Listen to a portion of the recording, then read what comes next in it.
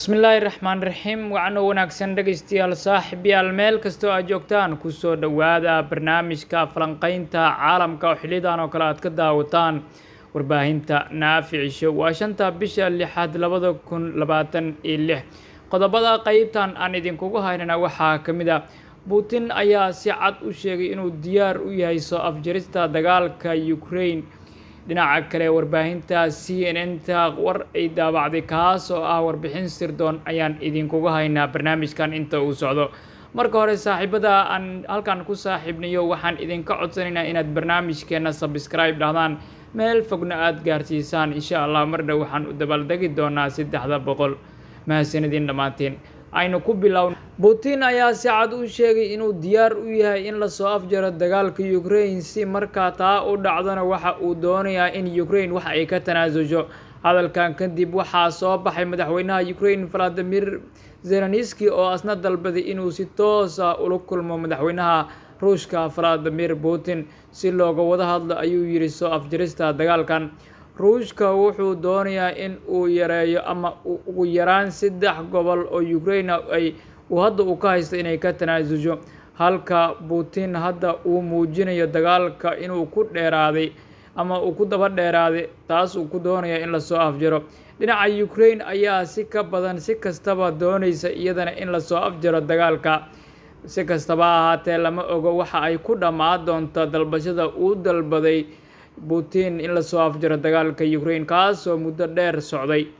dhinaca kale warbixin sirdoon oo ay daabacday warbaahinta CNN-ta maanta ayaa lagu sheegay in Israa'iil intii uu socday dagaalka Iran si qarsoodi ah ciidamo gaar ah iyo xubno sirdoon ugu dirtay dalka Azerbaijan sida ay sheegeen in xogayaal ciidamadaas ayaa ka howlgalayay dhowr goobood oo ku yaala koonfurta Azerbaijan meel u dhow xadka Iran qaarkoodna waxa ay qiyaastii 60 mayl u jireen magaalooyinka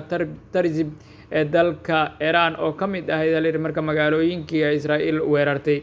ila kale ayaa sheegay in halkaas la geeyay ciidamo gaar ah Israa'iil kuwaas oo qabtay howlgallo sirdoon ururinta xogta iyo howlgelinta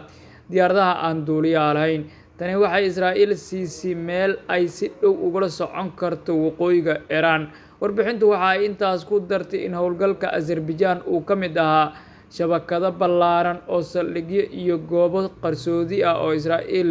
ku lahayd dalal kala duwan oo gobolka ah waxaana la sheegay in goobo kale oo ku yaala Ciraaq Imaaraadka Carabta iyo Somaliland ay ku jireen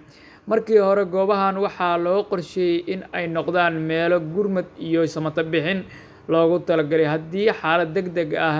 ay timaado balse mar dambe waxa ay isu bedeleen xarumo ciidan iyo sirdoon sida warbixintu sheegtay saldhigyadan ayaa Israa'iil u suurageliyay inay ciidamo ku aruuriso goobo badan oo u dhow waqooyiga galbeed iyo koonfurta Iran taas oo u sahashay inay sii wado weeraro badan oo gudaha Iran ah mid ka mid ah ilaha ayaa sheegay in howlgalladan ka socday dhinaca Azerbaijan ay qayb ka ahaayeen dhowr iyo 10 askari oo ay ku jireen ciidamo gaar ah Israa'iil ciidamadan ayaa samanta bixin u joogay Ayaleeri iyo xubno ka tirsan Mossad dhanka kale war-saxaafadeed ka soo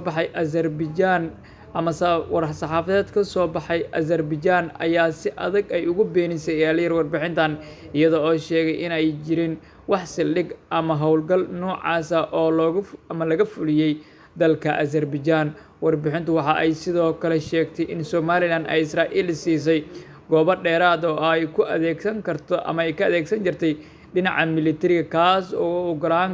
u ogolaan kara diyaaradaha Israa'iil inay hakad ku galaan marka ay duulimaadyo dhaadheer ku galayaan dhinaca iyo Iran sidoo kale waxaa la sheegay in Israa'iil ay 2 xarumood oo qarsoodi ah ku lahayd gudaha Ciraaq intii uu socday dagaalkaas kuwaas oo loogu talagalay taageero saad iyo howlgallada samata bixinta haddii loo baahdo Ayaleeri warbixintu waxa ay xustay in Israa'iil sidoo kale si qarsoodi ah nidaamka difaaca ee Iron Dome-ka u geysay Imaaraadka Carabta intii uu socday dagaalka si loo xoojiyo difaaca